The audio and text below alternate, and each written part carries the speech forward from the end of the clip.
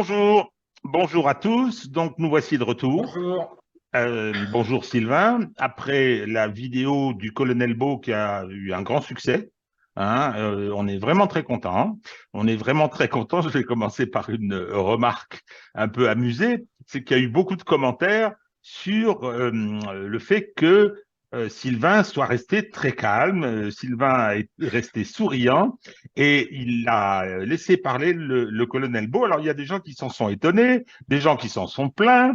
Alors, moi, je leur ai répondu, ne vous inquiétez pas, vous allez le retrouver et c'est pas fini. D'abord, vous pouviez regarder les vidéos d'avant, et maintenant, vous regarderez aussi les vidéos d'après. Non, plus sérieusement, on recevait le colonel Beau, c'était quelque chose d'important, ça a été assez long, vous l'avez vu, 2 heures, et bien évidemment, les compétences dont se servait le colonel Beau sont voisines de celles de Sylvain, donc il était normal que c'était un invité, on le laisse parler. Mais aujourd'hui, je vous rassure, je vous confirme, nous allons entendre Sylvain.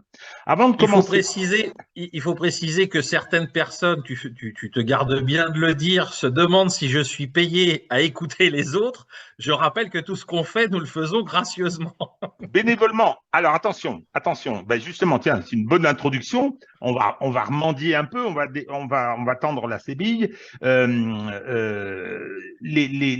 cagnotte fonctionne toujours, je vous invite à y contribuer dans la mesure de vos possibilités. C'est très important parce que vous allez le voir d'ailleurs dans cette vidéo, on progresse, on continue à avancer, on se rééquipe sur certains moyens techniques, et ensuite, c'est un soutien moral. C'est un soutien moral dans un environnement très hostile. Très, très hostile. Il y a des menaces qui continuent. Alors, bon, je l'ai déjà dit, j'en profite pour rappeler à ceux qui viennent de temps en temps sous les vidéos ou sur Twitter pour déverser leur bile, je les efface tout de suite. Je ne discute pas, Sylvain non plus, avec les imbéciles et avec les collaborateurs de l'Empire. C'est pas intéressant. On les convaincra pas, ils sont en service commandé, en général sous pseudonyme, mais je dois dire que ça crée une ambiance assez menaçante, il y a y compris toujours, bien sûr, des menaces de mort.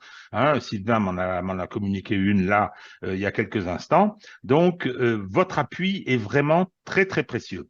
Et il est d'autant plus précieux que notre intervention, qui est un travail de réinformation, je rappelle, de réinformation. Nous ne sommes pas là pour dire la Russie a raison, elle va gagner, c'est ce qu'elle doit faire. Non, non, non. On est là pour essayer de comprendre ce qui se passe et d'imaginer ce qu'il serait de l'intérêt de la France que le gouvernement se décide à mettre en œuvre.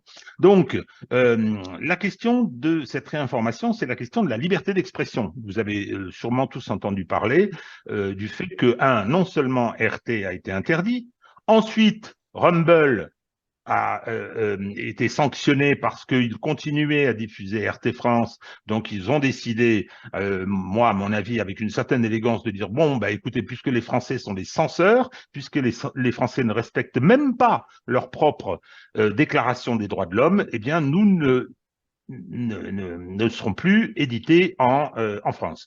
RT a vu ses comptes bloqués et je crois que c'est important de revenir sur les fondamentaux de la liberté d'expression. La liberté d'expression est absolue. Il y a deux libertés qui sont absolues dans la Déclaration des droits de l'homme, article 10, la liberté d'opinion. Vous avez le droit de penser ce que vous voulez. En revanche, la liberté d'expression, elle, est peut-être encadrée dès lors qu'on considère qu'il y a un intérêt général plus important que celui de la possibilité d'exprimer telle ou telle chose, on peut l'encadrer avec deux principes fondamentaux. C'est que le contrôle se fait a posteriori, une fois que vous vous êtes exprimé, par l'intermédiaire de sanctions, et c'est le juge, c'est un juge indépendant et impartial qui doit en décider. Ce qui s'est passé depuis le 24 février 2022, c'est assez extraordinaire. On nous dit les valeurs, les valeurs, les valeurs. Oui, sauf que le système des valeurs occidentales s'est effondré. Alors, le respect de la propriété, n'en parlons pas. Enfin, il y a eu tout un tas de choses comme ça. Mais la liberté d'expression a été foulée aux pieds. Alors, c'est un problème général en Occident, dans ces pseudo-démocraties, mais ça prend des proportions et des tournures assez graves. hein. Alors, on va continuer à essayer de dire ce qu'on pense être le réel, hein, à essayer de le montrer, ce réel, mais il faut savoir qu'on le fait dans un contexte de combat, et la liberté d'expression, c'est un combat. J'entendais l'autre jour dans une émission de radio sur autre chose à propos d'une manifestation de gens qui étaient opposés à l'avortement. Et un des intervenants sur le plateau s'est mis à dire la République est bonne fille d'autoriser ces manifestations. Mais pardon, le droit de manifestation, c'est la liberté d'expression. Hein, elle est a priori cette liberté d'expression. Donc, la culture de la liberté d'expression s'est malheureusement lourdement affaiblie continuellement, et le travail que nous faisons et le soutien que vous nous apportez sont là pour nous montrer qu'on est sur la bonne voie. Voilà. Je tiens à préciser quelque chose de très important dans le processus dont tu viens de rappeler les grandes étapes. C'est que là, on a affaire à quelque chose qui s'est déroulé en deux temps. Le premier temps, au mois de février-mars l'année dernière, c'est donc le fait que RT a vu son autorisation ARCOM qui a été suspendue en raison de sanctions qui ont été prises de manière illégale en droit international par l'Union européenne, puisque seule l'ONU est habilitée à formuler des sanctions de ce niveau-là.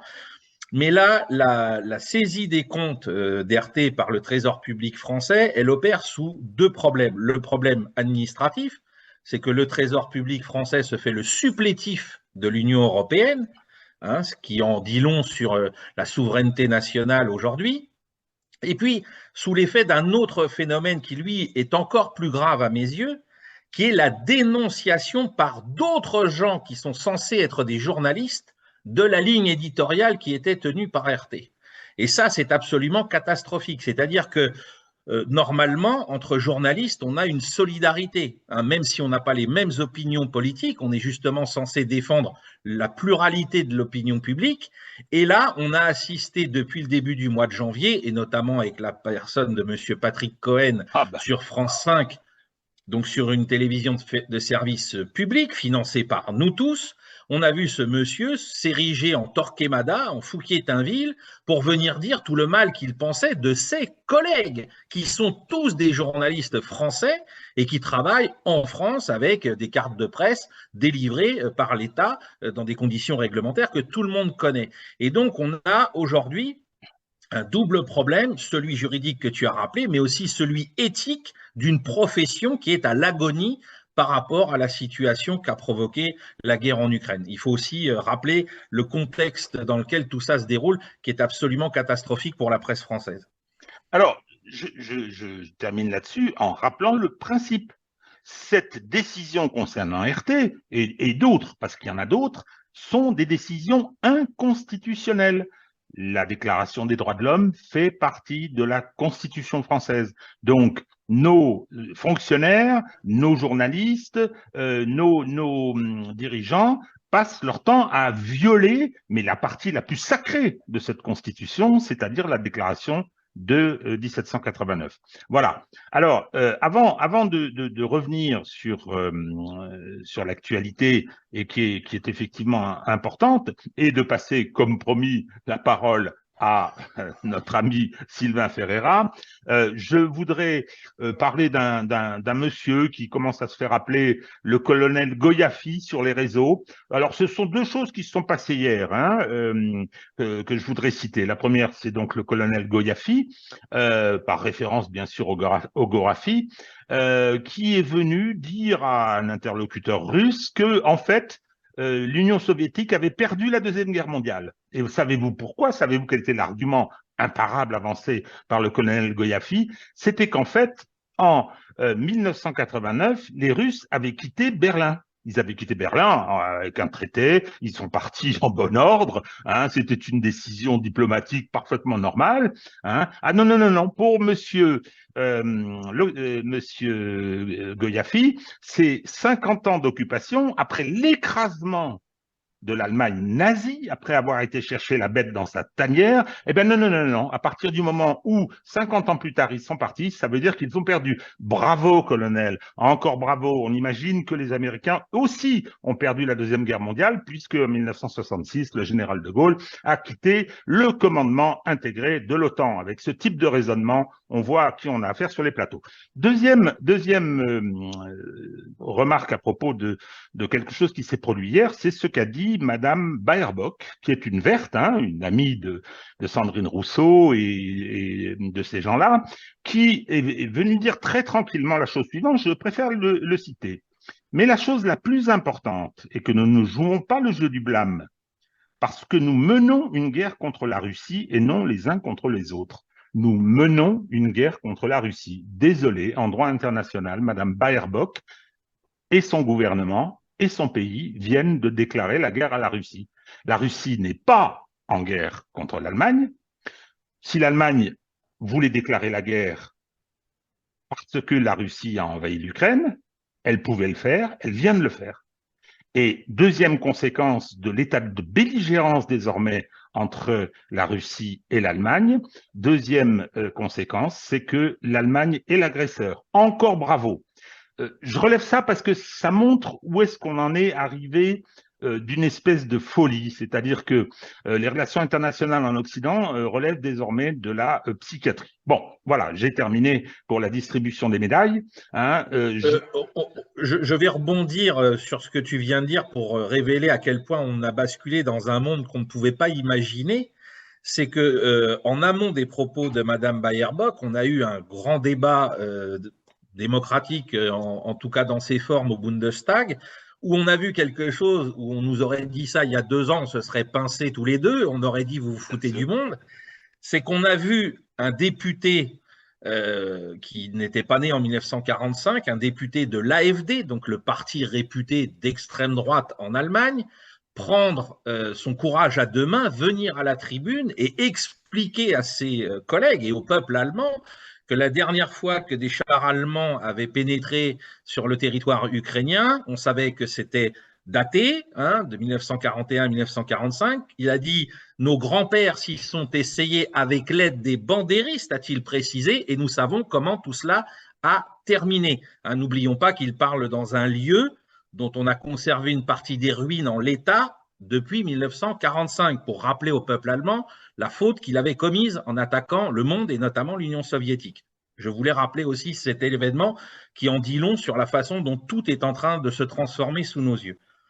Et d'ailleurs, il a fait référence au fait qu'à Berlin, évacué après leur défaite par les soviétiques, n'est-ce pas, colonel Goyafi, hein, à Berlin, il y a toujours un monument avec un T-34. Alors, histoire de faire plaisir au colonel Goyafi, je l'ai mis dans le générique. Hein, j'ai changé deux, trois petites vues. Oui, oui, tout ça est quand même assez extraordinaire. Bon, alors, la situation actuelle, elle est marquée par un grand tintamarre autour de la livraison de matériel lourd, la livraison des chars.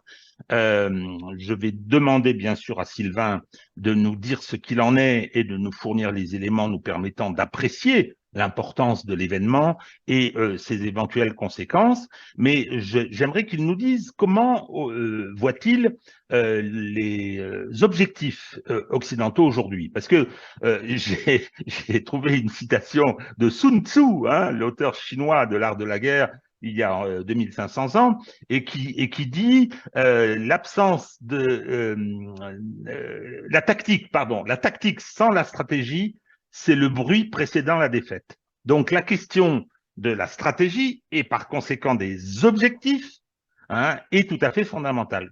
Qu'est-ce que les Occidentaux cherchent à faire en ce moment?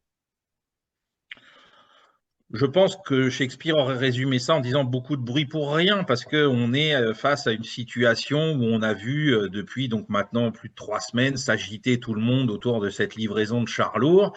Hein, c'était la dernière commande de Noël de Zaloujny, hein, le chef d'état-major de l'armée ukrainienne. Hein, il en avait parlé juste avant Noël en disant, voilà, j'ai besoin aujourd'hui de 200 chars de combat modernes, etc., de je ne sais plus combien de pièces d'artillerie. Enfin bon, c'était, j'ai besoin d'une armée 3.0 parce que l'armée 2.0 qu'on a engagée dans les contre-offensives de la fin de l'été et de l'automne est déjà entamée suffisamment pour ne plus avoir de capacité offensive. Elle est probablement d'ailleurs encore plus entamée par sa résistance complètement folle dans le secteur de Bakhmut. Et donc, il m'en faut une autre parce que je n'ai plus les moyens de mener d'opérations offensives et que mes capacités défensives s'amenuisent de jour en jour.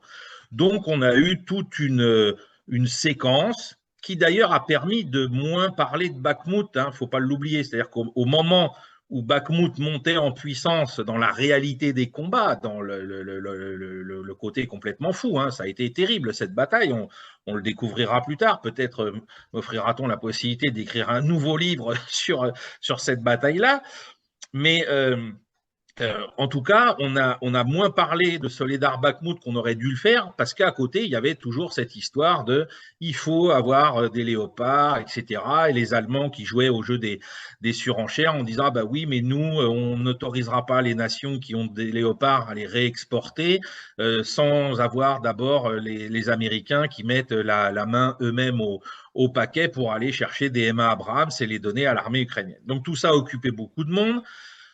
Tout ça a fait beaucoup de bruit pour moi pour pas grand-chose, parce que si on écoute ce qu'on a entendu hier comme décision finale, si on cumule tout, y compris ce que les Britanniques sont prêts à faire avec leur Challenger 2, on arrive à 156 chars de bataille lourds, hein, ce qu'on appelle des main battle tanks en anglais, hein, et c'est tout. Voilà, j'ai envie de dire, et c'est tout. C'est-à-dire qu'on va avoir, et c'est dans le meilleur des cas, c'est-à-dire une fois que tous les pays concernés par cette autorisation que vient donner l'Allemagne vont se mobiliser pour donner qui 20 chars, qui, comme mes cousins lusitaniens, 4 chars, ou comme les Espagnols, 53 chars, bref, on va, et qui ne sont pas tous d'ailleurs du même modèle de léopard, hein, puisque il y a plusieurs déclinaisons de ce char-là, même dans sa dernière version. Et donc, on ne sait pas qui va être prêt et sous combien de temps. Hein, et surtout, ce qui est très risible, c'est que l'Allemagne, qui est le grand décideur, puisque pourquoi fallait-il l'autorisation de l'Allemagne? C'est que par rapport justement à sa défaite de 1945, plusieurs règles internationales interdisent à l'Allemagne de réexporter sans son autorisation le matériel qui est fabriqué sur le territoire allemand. Et donc, c'est le cas pour tous les léopards. Donc, aujourd'hui, on voit que l'Allemagne, elle va donner 14 chars. C'est-à-dire que c'est les Espagnols, pour le moment, qui sont ceux qui donneraient le plus de léopards à l'Ukraine et non pas l'Allemagne elle-même. Alors, l'Allemagne, pour, entre guillemets, compenser ce chiffre assez bas pour le pays producteur, va donner par contre tout ce qui concerne la chaîne logistique, les réparations, la formation des équipages, etc. Alors, bon, les Allemands disent que déjà leurs 14 chars à eux, c'est pas avant 3 mois, hein, parce qu'il faut les remettre en état, il faut que ceci, il faut que cela. Il semblerait, vu les images qui sont diffusées sur certains réseaux Telegram, que certains chars devaient être déjà prêts à partir, parce qu'on les voit sur des wagons, enfin sur des wagons ouverts, hein, prêts à aller à la frontière polonaise ou ce genre de choses. Donc, il faudra vérifier si tout s'est fait entre guillemets dans les règles, hein, mais je pense que certains de ces chars étaient déjà prêts à être expédiés, qu'on n'attendait vraiment plus que le feu vert d'Olaf Scholz hier pour qu'on les envoie vers l'Ukraine. Maintenant, est-ce que les équipages sont tous formés? Est-ce que les chaînes logistiques sont toutes en place?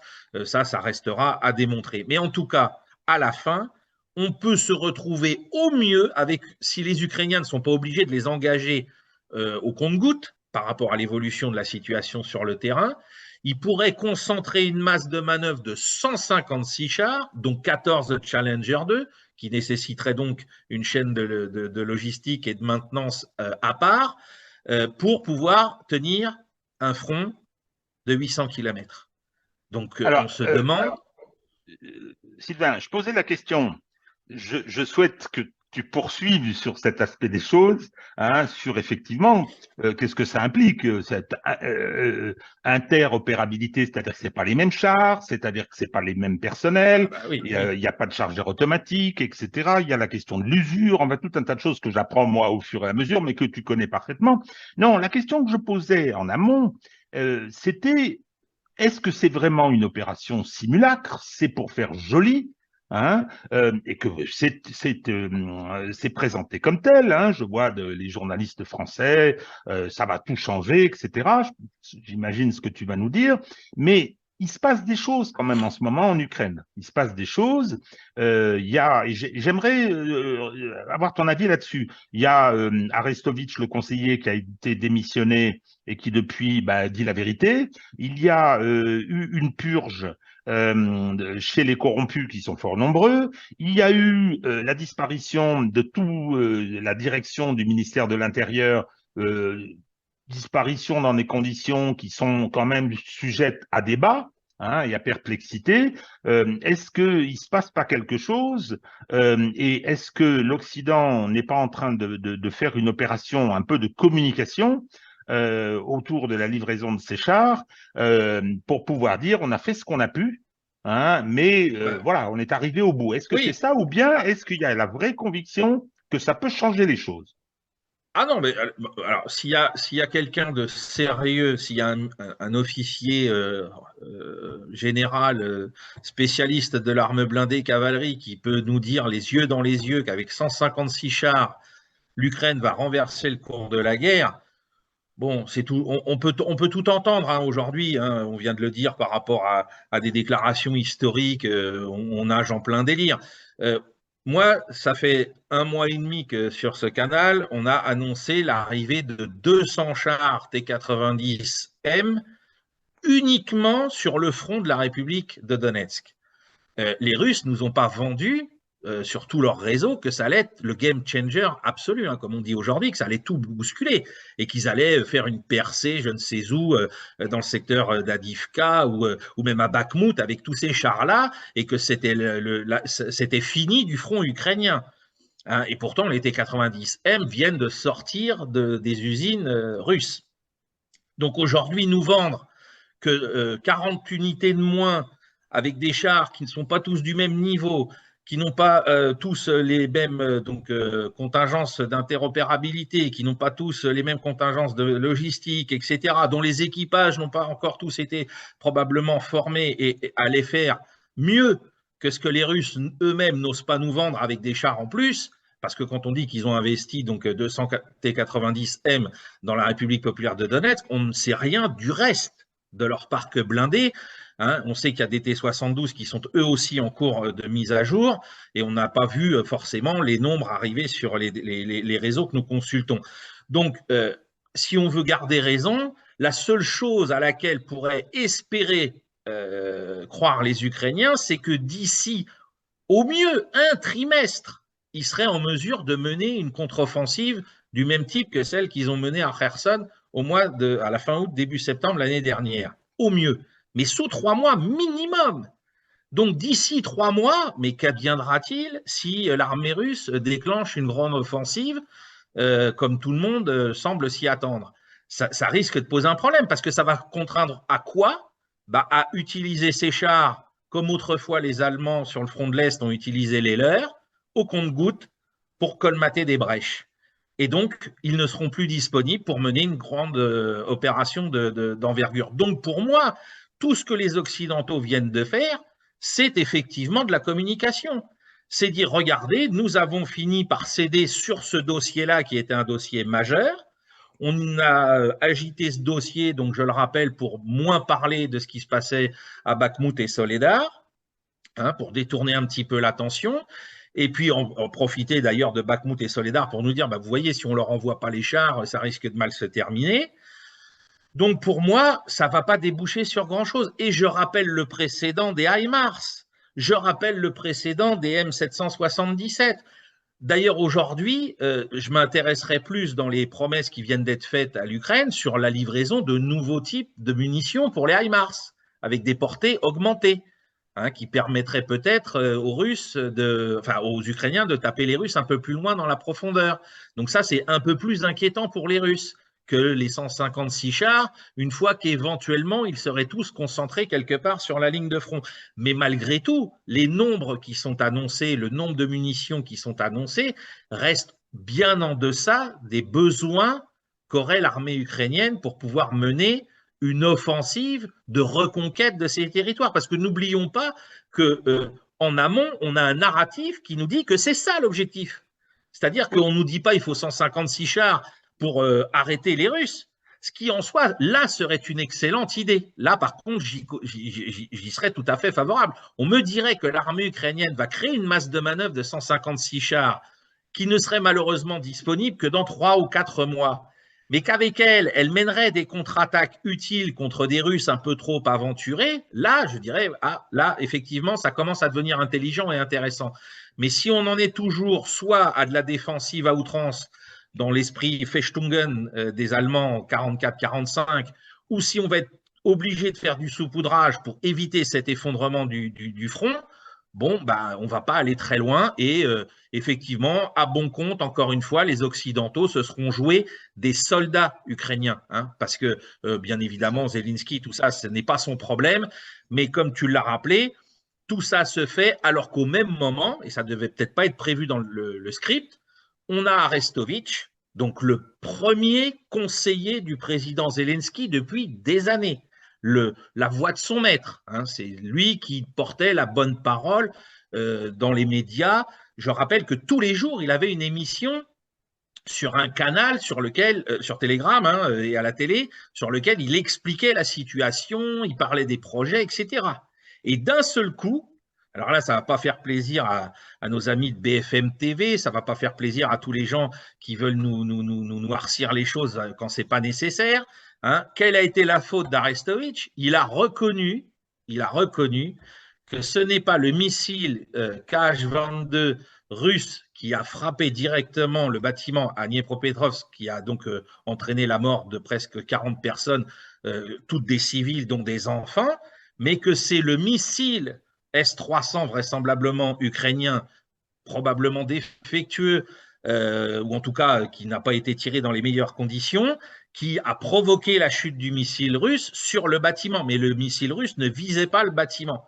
Alors bien évidemment, les gens qui sont morts dans le bâtiment et puis leurs familles, elles n'en ont rien à faire de savoir comment tout ça, ça s'est passé parce qu'elles sont en train de pleurer leur mort. Et je compatis à leur souffrance. Mais que des gens essayent de part et d'autre de l'instrumentaliser, c'est totalement ridicule. Et Arestovitch, qu'est-ce qu'il a fait? Il a dit, voilà, non, le missile russe n'a pas délibérément tapé, c'est un de nos missiles qui, comme en Pologne il y a quelques mois, a raté sa cible et a provoqué, ou en tout cas a touché sa cible, ce qui a provoqué une frappe, entre guillemets, collatérale qui n'était pas volontaire. Et donc, à cause de ça, on l'a mis dehors. Et depuis, il a repris sa liberté de parole. Et alors, moi, je suis très surpris. Je suis très surpris.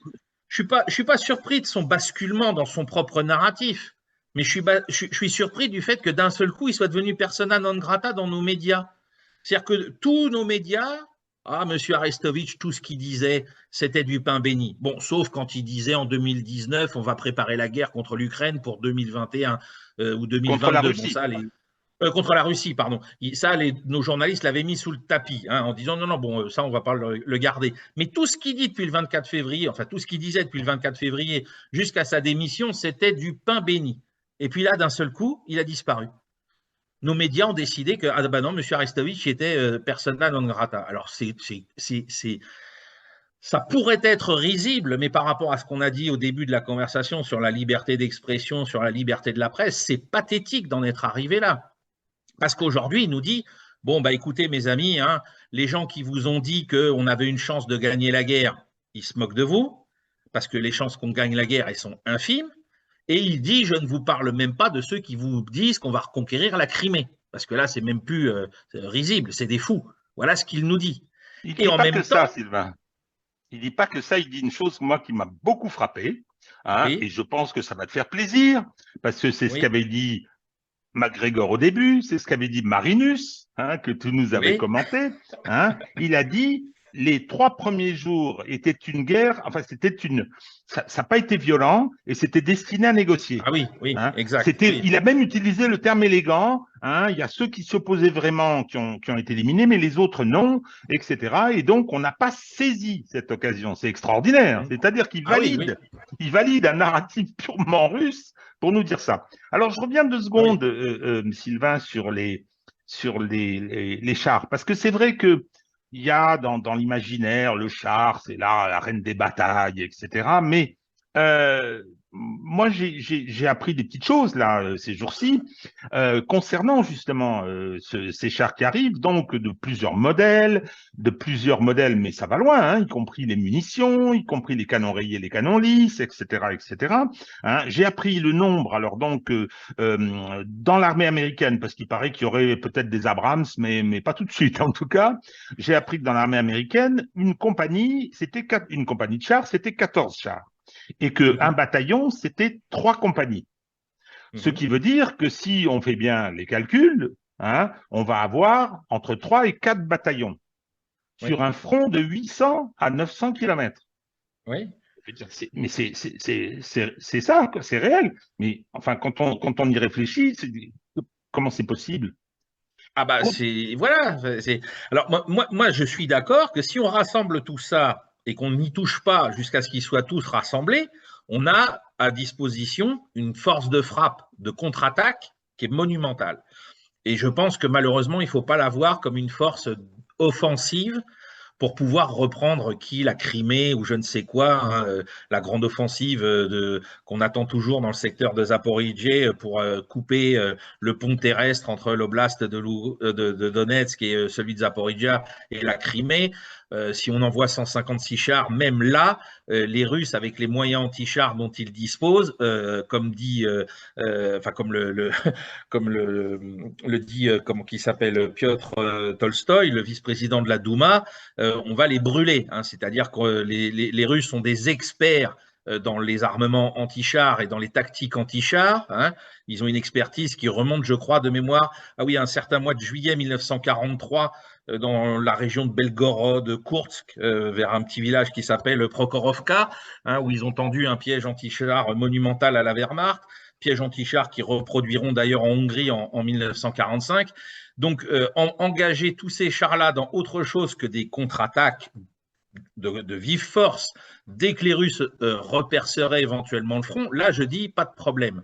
Mais sinon, effectivement, pour la taille du front qu'on a aujourd'hui, soit ils vont être saupoudrés, on va les rassembler et tenter bêtement une offensive avec pour encore faire croire aux médias qu'il existe une capacité de reconquérir un territoire. Donc tout ça, c'est une fumisterie. N'importe qui s'intéresse aux blindés, à leur histoire, etc., sait que c'est une fumisterie. En plus de ça, on va rappeler 2 éléments qui sont très importants. D'abord, on va parler des chars Abrams américains. Les chars Abrams américains, ils ont commencé à débarquer en Allemagne, en Allemagne qui était encore occupée par les Américains en 1980-81, hein, pour la défendre, enfin l'Allemagne occidentale, pour la défendre contre les forces du pacte de Varsovie. Depuis lors, c'est un char qui doit être, je pense, à sa 6e ou 7e déclinaison au niveau de ses blindages, au niveau de ses optiques de tir. Enfin bref, c'est vraiment un matériel qui a évolué, hein, qui a énormément évolué depuis sa première mise en service. Bien évidemment, ce n'est pas la dernière version qui va être livrée à l'Ukraine. Ça va être une version qui correspond, je pense, honnêtement, à la même version que celle qui a été livrée à l'Arabie saoudite pour livrer la guerre contre les Houthis au Yémen. Hein, guerre à laquelle nous participons aussi, hein, bien évidemment, en envoyant du matériel, comme d'autres, comme l'Allemagne, etc. Il y a eu des rétextes sur ce qui s'est passé là-bas. Les Houthis sont équipés de matériel iranien qui ont été achetés à la Russie, hein, notamment en missiles anti-chars, et on a de belles épaves de M1 Abrams saoudiens qui ont été pris en photo parce qu'ils ont rencontré qui un Cornet, qui des RPG 29, etc. Donc ces versions-là ne sont pas imbattables, indestructibles, hein, et même les dernières versions, je pense qu'elles ont toutes des points faibles, comme tout véhicule blindé. Il y a toujours un endroit où vous pouvez le taper en tendant une bonne embuscade. Donc, les versions qui vont être livrées à l'Ukraine du MA Abrams ne sont pas les dernières et ne sont pas imperméables à tout ce que les Russes possèdent. Et alors, si les Houthis ont été capables d'en casser, je vous laisse imaginer ce que peuvent faire les Russes, dont c'est le matériel, entre guillemets, natif, sur lequel ils s'entraînent depuis toujours. Hein. Ça ne fera pas un pli. Et Bon, les Kurdes, premièrement, j'ai entendu dire ah que oui, les Kurdes et oui, les ISIS avaient détruit oui, les léopards, c'est-à-dire que le char allemand qu'on nous voilà, vend partout, et à voilà. chaque fois d'ailleurs, les Houthis pour les Abrams, et puis les léopards en Turquie, c'est du matériel russe en face. Mais C'est-à-dire oui, que, et bien oui, sûr, c'est ça. C'est ça. C'est-à-dire que les léopards, il y a il y a deux rétex, entre guillemets. Donc le premier, c'est la Syrie. C'est-à-dire que aussi bien Daesh que les Kurdes sont équipés en matériel russe. Je me demande même s'il n'y a pas certains léopards qui auraient été détruits par des matériels américains récupéré sur l'armée irakienne par Daesh et retourné à l'envoyeur. Enfin bon, ça reste à explorer, mais les historiens feront peut-être un jour la lumière sur ce genre de phénomène, ce qui serait une ironie assez terrible. Mais donc, au moins les Kurdes, on sait qu'ils sont armés avec du matériel russe et ils ont détruit des léopards turcs pendant les opérations qui ont eu lieu dans le nord de la Syrie. Et puis, le plus récent, parce qu'on a oublié, hein, même si c'était au mois de septembre, on a oublié que certains léopards ont déjà été engagés au combat par l'armée ukrainienne lors de l'opération de contre-offensive sur Kherson. Alors, ils n'étaient pas nombreux, mais semble-t-il, ils n'ont pas tous réussi à s'en sortir sans casse. Hein, c'est-à-dire que de mémoire, hein, il y avait une demi-douzaine de léopards espagnols qui avaient déjà été donnés à l'Ukraine par je ne sais plus quel truchement légal. Ils avaient réussi à arriver là-bas sans que les Allemands aient leur mot à dire. Et vraisemblablement, il y en a quelques-uns qui n'ont pas réussi à ressortir du champ de bataille intact. Hein, donc, ce n'est pas non plus une arme miracle, hein, tout comme les chars russes, hein, d'ailleurs. C'est-à-dire qu'il n'y a pas de char indestructible aujourd'hui. Hein, et je rappelle que vraisemblablement, encore une fois, sans vouloir faire de publicité, mais en essayant d'être objectif, le meilleur char du monde à l'heure actuelle, c'est encore et probablement pour longtemps le Merkava israélien dans ses dernières versions. Hein. Ne serait-ce que par rapport à sa conception pour la protection des équipages, c'est probablement lui qui s'en sort le mieux. Voilà. alors deux Donc, questions, Sylvain. Deux questions, toujours pour la description que tu nous fais de ce problème de char lourd. C'est pas par hasard que je dis lourd, oui, je te pose la question, comment les amène-t-on sur le front? Parce qu'il y a 1000 oui. kilomètres. Est-ce qu'on peut passer par la voie des champs, hein? Ou bien est-ce qu'il va falloir qu'on trouve des pistes assez dures ou des routes, hein? Et surtout, comment on les répare? Parce que j'ai entendu dire que la vie sans réparation d'un char au combat est très courte, hein, de quelques Ah jours, et oui, qu'ensuite oui. il faut trouver des pièces, cannibaliser certains, etc. Puis il faut le personnel, effectivement, qui a les pièces de rechange, etc. Hein, donc, comment on les amène sur le front et comment on les répare ensuite? Sachant que les Ah bah, Russes, eux, ils ont pas beaucoup de chemin à parcourir, hein, de leur ah oui, côté. oui, les Russes, eux, ont des chaînes de logistique et de maintenance qui sont très courtes puisqu'ils sont adossés à la Russie pour opérer depuis le début. Ce qui leur posait d'ailleurs des problèmes dans leurs premières attaques au mois de février, c'est qu'ils s'étaient éloignés de manière assez importante des frontières de la Russie. Donc, on va les acheminer comme on a acheminé les T-72 polonais au printemps et à l'été dernier, c'est-à-dire par voie ferrée. Hein, il n'y a pas d'autre choix. Hein, alors que je rappelle la période, là, printemps-été, on pouvait parcourir les routes ou les pistes sans difficulté avec les chars. Bien évidemment, pour l'usure des moteurs, etc., il fallait à tout prix d'abord les amener par voie ferrée et les débarquer au mieux à une vingtaine de kilomètres, une trentaine de kilomètres du front, enfin plutôt 30 aujourd'hui à cause des portées de l'artillerie, pour qu'ensuite, par eux-mêmes, ils aillent jusque sur le champ de bataille.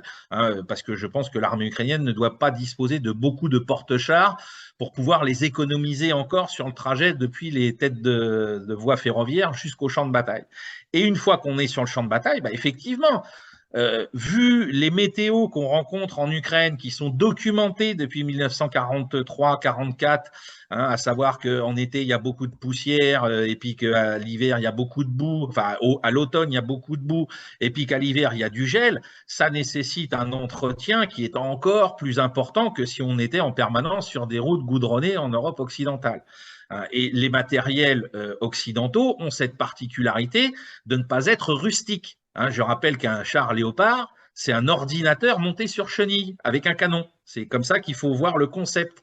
Alors qu'un char russe T-72, ça reste un char, entre guillemets, à l'ancienne. C'est assez rustique comme matériel. Et ça a été fait pour résister, entre guillemets, à tout type de climat, à tout type de circonstances météo. Ça ne veut pas dire qu'il ne faut pas les entretenir, mais c'est un peu moins fragile, on va dire, en termes de technologie, ce qui explique leur rapport de faiblesse par rapport à ces engins-là. Si on fait un combat en prise directe d'un T-72 contre un Léopard 2 A6, c'est sûr que le Léopard 2 va gagner. Mais après, une fois engagé au combat, eh bien là, c'est autre chose, parce qu'il y a ce problème effectif de durabilité, et on l'a vu avec d'autres matériels allemands, c'est-à-dire c'est les Panzerhaubitze 2000, là, ces obusiers qui sont montés sur une plateforme chenillée, dont on a vu que les Ukrainiens avaient été obligés de faire de la cannibalisation pour assurer leur maintenance après les combats, parce que il n'y avait plus de capacité, bon déjà de la part des Allemands de leur fournir de quoi réparer, et puis parce qu'ils s'usaient très rapidement, parce que les tubes, une fois encore, là c'était pour l'artillerie, mais je pense que pour les chars, on peut à un moment ou à un autre être confronté à la même chose s'ils sont surexposés, surutilisés, c'est qu'un tube d'un canon de char, ça s'use aussi, alors pas de la même manière bien sûr qu'un tube d'artillerie, mais au bout d'un moment, ça a aussi des nécessités d'entretien. Est-ce que tout ça pourra être assumé? C'est encore un autre problème dont personne, bien évidemment, ne nous parle. Donc, on a l'impression qu'on a cédé à une demande de cadeau de Noël de la part de Zelensky pour dire, voilà, il y a des chars, on y croit encore, en plus maintenant, il y a même des chars américains, mais la réalité sur le terrain risque, encore une fois, d'être beaucoup moins drôle pour les gens qui seront dans ces chars et pour ceux qui croiront que ces chars vont leur sauver la vie. Alors justement, le terrain. Sylvain, qu'est-ce qui se passe sur le terrain? Alors, le terrain, on va passer à une de nos petites nouveautés, c'est-à-dire qu'on va vous présenter le terrain avec des éléments cartographiques. On va essayer, en tout cas. Oui, on va essayer. Alors, on va commencer par une carte qui est très, très importante, qui est la carte de ce qui se passe dans le secteur de Zaporozhye aujourd'hui, depuis à peu près maintenant 10 jours.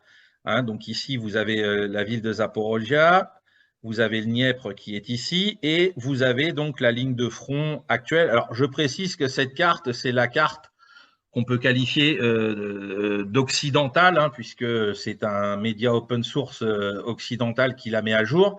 Alors, elle n'est pas intéressante pour la précision de la ligne de front, elle est surtout intéressante par rapport à ce que les Russes ont tenté dans ce secteur-là depuis 10 jours. On nous a dit que les Russes avaient lancé une offensive sur quasiment toute la première partie du front qu'on voit ici.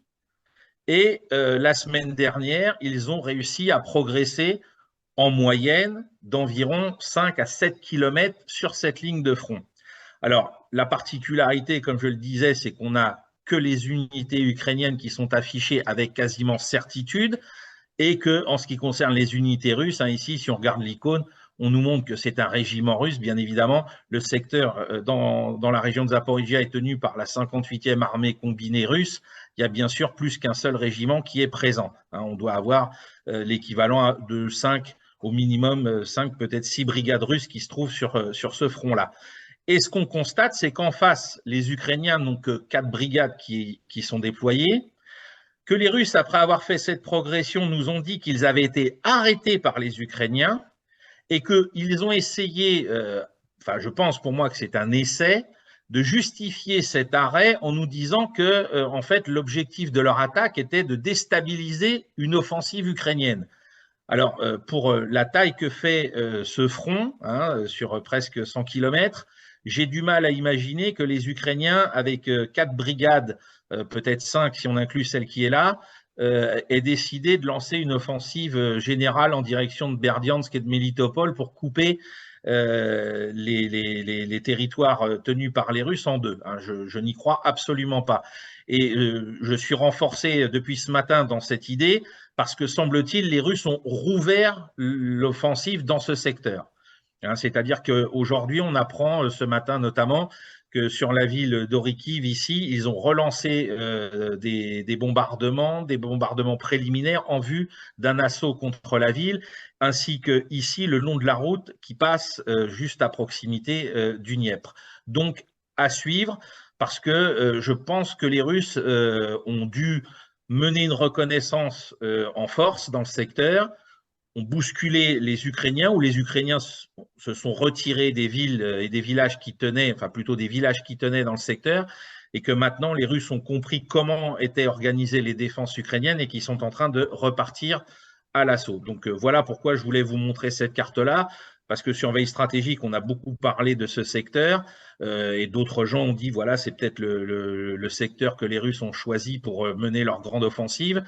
Je pense qu'elle va prendre un visage qui n'est pas celui auquel certains pourraient s'attendre, c'est-à-dire une grande pointe de blindés qui foncent à travers des espaces vides, mais qu'on a plutôt affaire à une poussée.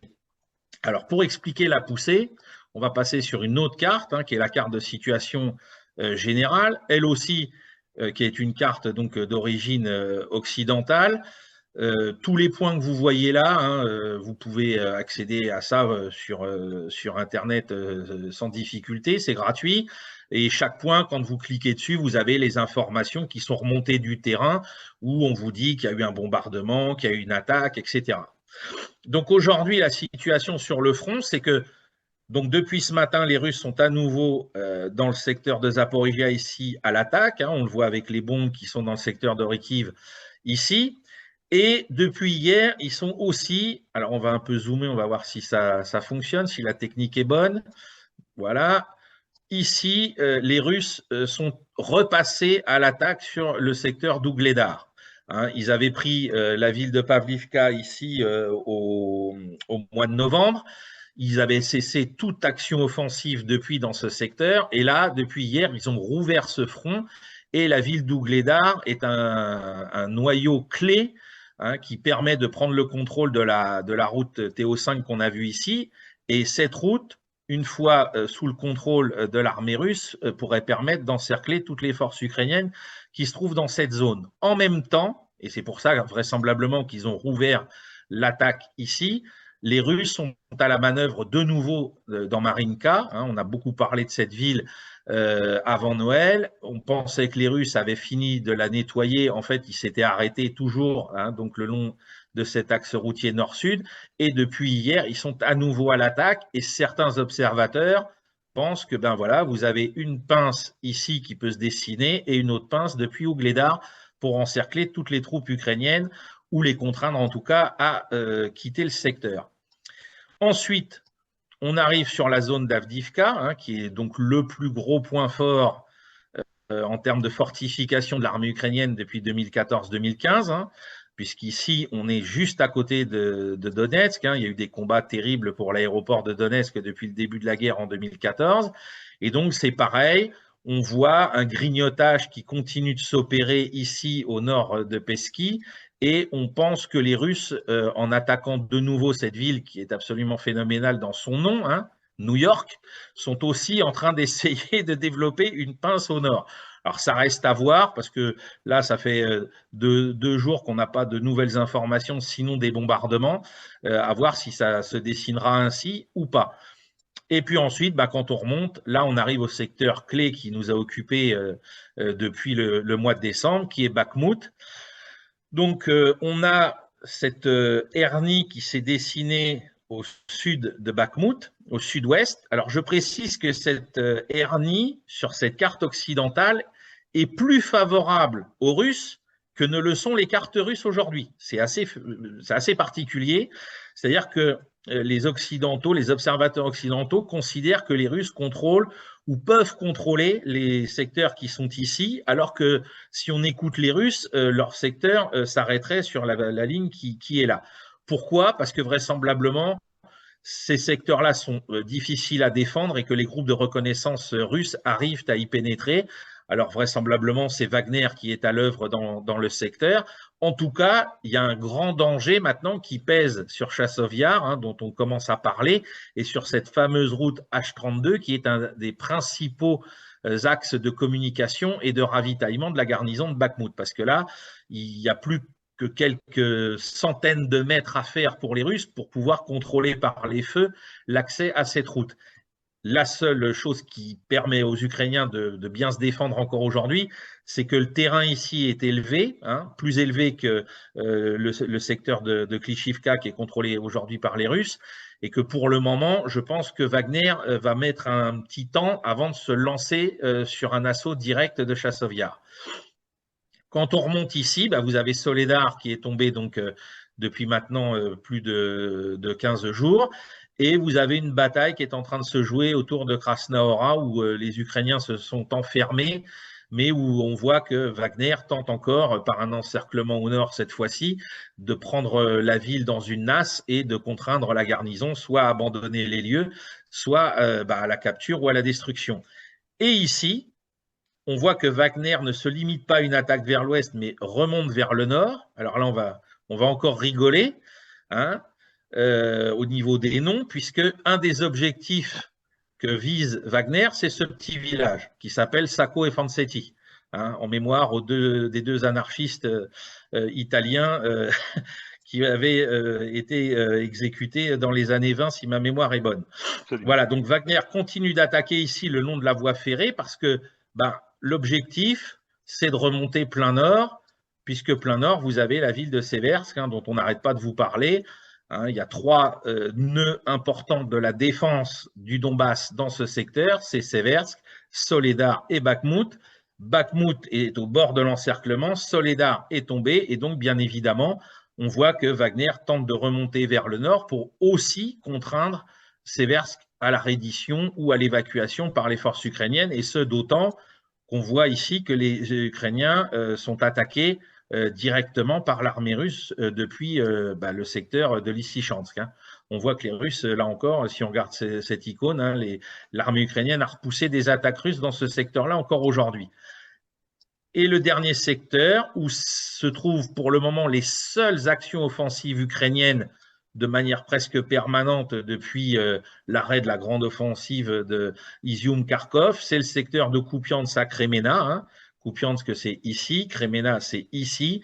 Et donc, l'armée ukrainienne continue de mener des attaques. Alors, des fois, c'est toutes les semaines, des fois, c'est plusieurs fois par semaine pour s'emparer du nœud de communication de Svatove, qui est ici, ou Svatovo, ça dépend des cartes. Mais par contre, les Russes mènent en permanence des opérations de contre-attaque dans le secteur. Je crois que c'est encore en début de semaine, on entendait le camarade Régis Le Sommier qui se trouvait donc avec l'armée russe dans le secteur de Kremena et qui attestait du fait qu'il y a des bombardements permanents de part et d'autre de la ligne de front. Donc voilà ce qu'on peut dire aujourd'hui, c'est que à part dans ce secteur de Svatovo, partout ce sont les Russes qui sont à la manœuvre et qui sont à l'offensive avec cette idée de frapper le front en plusieurs endroits et de le secouer entre guillemets jusqu'à ce que quelque part au pluriel, il s'effondre hein, et qu'ils aient la possibilité d'exploiter une percée. Dernier point, c'était le secteur endormi entre guillemets depuis plusieurs semaines et qui s'est réveillé hier. On va le voir ici, hein, c'est le secteur de Kherson. Hier, dans ce secteur-là, les Ukrainiens ont tenté une manœuvre de franchissement et de débarquement sur la rive sud du Dniepr. Elle a été repoussée par l'armée russe et par l'artillerie et selon le compte fait par le ministère de la Défense russe, les Ukrainiens auraient perdu jusqu'à une centaine dans cette opération dont on n'arrive pas encore aujourd'hui à comprendre la nécessité ou en tout cas l'objectif final. Bon, ça, on verra dans les prochains jours si on a des informations supplémentaires à ce sujet. Donc voilà ce qu'on peut dire de la situation militaire à date d'aujourd'hui. Je précise pour nos auditeurs qu'il ne faut pas hésiter à les surveiller stratégiques tous les jours parce qu'on vous donne des cartes, des comptes rendus, alors qu'ils viennent tous globalement de médias russes, hein, pour que vous puissiez faire la part des choses avec ce que vous disent les chaînes de télé occidentales, que vous fassiez votre propre idée tout seul. on vous donne des cartes, des comptes rendus qui sont récupérés souvent sur Telegram, des fois en plus avec des illustrations vidéo pour que vous puissiez voir un peu la nature des combats tels qu'ils se déroulent. Hein. C'est assez terrible, que ce soit les bombardements d'artillerie ou les combats à bout touchant entre fantassins dans des tranchées, ça rigole pas du tout, hein, contrairement à certains sur les plateaux télé. Ça permet aux gens de se reconfronter au visage de la guerre. Hein. On a vu des choses assez graves. Et du coup, vu qu'on a décidé sur Veille Stratégique de mettre en avant les médias plutôt russes, même si on partage aussi, je le dis tout de suite, des fils Telegram ukrainiens, qui des fois sont très bien renseignés eux aussi, ça permet de vraiment se faire une idée de ce qu'est ce conflit aujourd'hui et de la nature des combats. Merci Sylvain. Alors, ce qu'on constate, c'est que on continue sur je veux dire, une guerre de position, hein, soyons clairs. Il n'y a pas Ah oui. de grande offensive, il n'y a pas de coup d'épaule jusqu'à présent. C'est toujours la même chose, hein, beaucoup l'attendent. Et c'est peut-être pour ça que je voulais faire une remarque à propos justement de toute la communication, de tout le simulacre qui a entouré l'arrivée de ces chars lourds. Hein, c'est-à-dire qu'on nous a présenté ça comme un tournant de la guerre, quoi. Hein, et Ah donc, oui, tu oui. nous as dit ce qu'il fallait en penser. Et je reviens sur ce qu'a dit Medvedev, et qui est très juste. Alors, on lui a fait dire qu'il avait menacé d'utiliser l'arme nucléaire. C'est pas du tout ce qu'il a dit. Medvedev, qui est le vice-président du Conseil de sécurité, hein, et dont certains, j'en sais rien, disent qu'il serait le successeur éventuel de Poutine. C'est lui qui avait fait le jeu de chaise musicale, hein, qui a été président pour permettre à Poutine de revenir par la suite. Medvedev dit une grande puissance nucléaire ne peut pas perdre une guerre classique existentielle, ne peut pas perdre une guerre classique existentielle, et c'est parfaitement exact.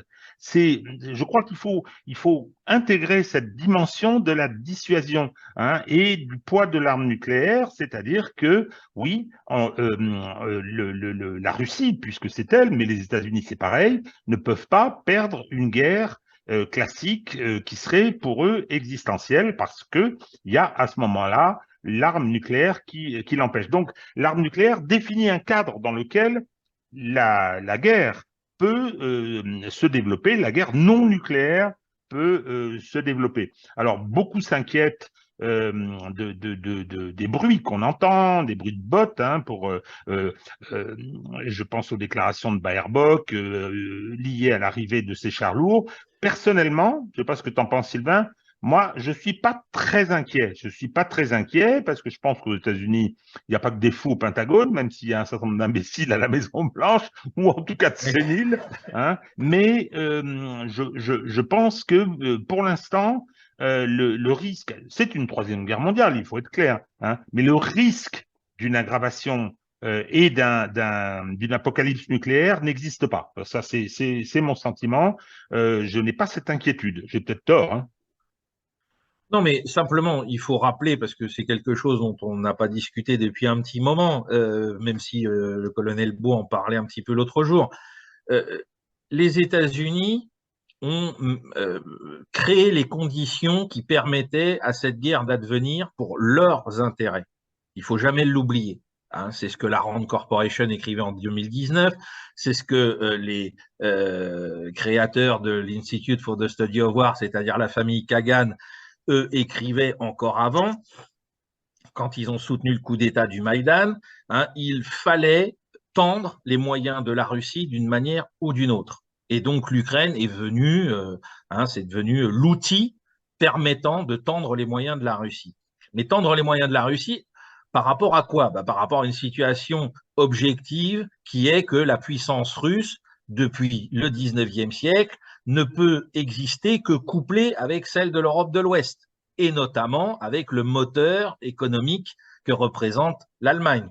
Donc, à quoi assiste-t-on depuis un an? Au découplage, et les chars Léopard sont encore un des éléments de ce découplage, hein, c'est-à-dire qu'il faut en finir avec tous les rapports positifs entre la Russie et l'Allemagne, qui est à la tête de l'Europe, il ne faut pas se le cacher, puisque la France a décidé de rester dans son coin à suivre la décision des Allemands. Et donc voilà, aujourd'hui, on en est là. Donc les Américains ne vont pas déclencher l'apocalypse nucléaire alors qu'ils sont en train d'arriver à leurs objectifs, parce qu'il ne faut pas l'oublier. Les gens nous parlent de victoire de l'Ukraine, etc. Il n'y a personne au Pentagone qui en a quelque chose à faire de la victoire de l'Ukraine. La victoire, c'est celle des États-Unis et des intérêts américains. Nord Stream 2 est coupé, comme l'avait promis Joe Biden. Les chars Léopard, en quittant le territoire de l'Allemagne, c'est la dernière pierre dans le jardin des Russes. C'est-à-dire que, voilà, comme le disait ce député de l'AFV, on a pour la dernière fois vu des chars avec la croix balkanique en Ukraine en 1944. Maintenant, on en renvoie, ça veut dire qu'on est revenu au point de départ. L'opposition est rejouée. Il n'y aura plus jamais, alors jamais à l'échelle de nos vies, il n'y aura plus jamais de relations positives entre l'Allemagne et la Russie grâce à ça. Et en plus de ça, l'industrie allemande est par terre. Et c'était ça l'objectif des Américains. Il ne faut pas l'oublier. Et il ne faut pas oublier d'ailleurs que c'était d'abord l'objectif de Donald Trump. Parce que là, il faut rendre à César ce qui est à César. Ce n'est pas une idée qui est née dans la tête de Joe Biden. Donald Trump en a beaucoup parlé. C'est l'inverse de Biden. C'est que lui, il n'a pas de problème à dire ce qu'il va faire et à faire ce qu'il dit. C'est qu'il avait toujours dit que sa cible, c'était la balance du commerce extérieur allemand qui lui posait un problème. Et donc aujourd'hui, tous ces problèmes-là, ils disparaissent à la faveur des États-Unis. Comme l'a dit Piotr Tolstoï l'autre jour sur BFM, vous avez refusé le gaz russe, vous allez acheter le GNL américain 3 fois plus cher, vous refilez vos chars Léopard à l'Ukraine et vous allez être obligé d'acheter des M1 Abrams.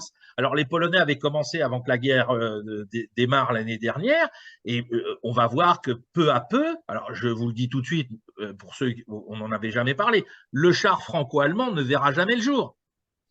Il n'y aura pas de char franco-allemand, c'est fini. Rheinmetall va mettre la clé sous la porte à un moment ou un autre, ou va devenir une sous-traitance à l'américaine. Et va produire du M1 Abrams sous licence allemande. C'est comme ça que ça se terminera. Donc voilà, donc aujourd'hui, si on voulait faire un petit bilan, puisqu'on est le 26 janvier, à 11 mois et 2 jours, on peut dire les Américains ont obtenu ce qu'ils voulaient stratégiquement. Alors, je pense… Non, il y a des nuances, Oui, mais moi je pense qu'il y a un autre problème, c'est-à-dire qu'effectivement, il y avait cet objectif. Les néoconservateurs en ont un autre, qui est de faire éclater la Russie en 4 ou 5 États et à se livrer au pillage de ses ressources naturelles. Il y a cette vision folle de la famille Kagan et des Straussiens, mais je pense aussi que les Américains n'avaient pas fait de planification stratégique et en poussant à la guerre à la Russie par Ukraine interposée, ils ont créé une situation mondiale où l'unipolarité sous leur hégémonie, avec la puissance du dollar, est en train de décliner et peut-être, je veux dire, si les choses s'aggravent, risque possiblement de se désintégrer. C'est-à-dire que là-dessus, je veux dire, oui, il y avait cet objectif stratégique probablement, mais je pense que c'était plus large, et que, en tout cas, ce qui n'avait pas été prévu, parce qu'ils pensaient qu'ils allaient mettre la Russie à genoux avec les sanctions. Il suffit de voir les réactions des petits domestiques de chez nous. Nous allons effondrer l'économie russe, etc. Et ça a été une surprise pour tout le monde. Surprise dont on va parler la semaine prochaine avec Jacques Sapir, qui nous fera l'amitié, puisque c'est un ami, et l'honneur de venir discuter avec nous. Alors, on va remercier nos auditeurs de leur attention et leur dire à la semaine prochaine. À la semaine prochaine. Salut Sylvain. Salut.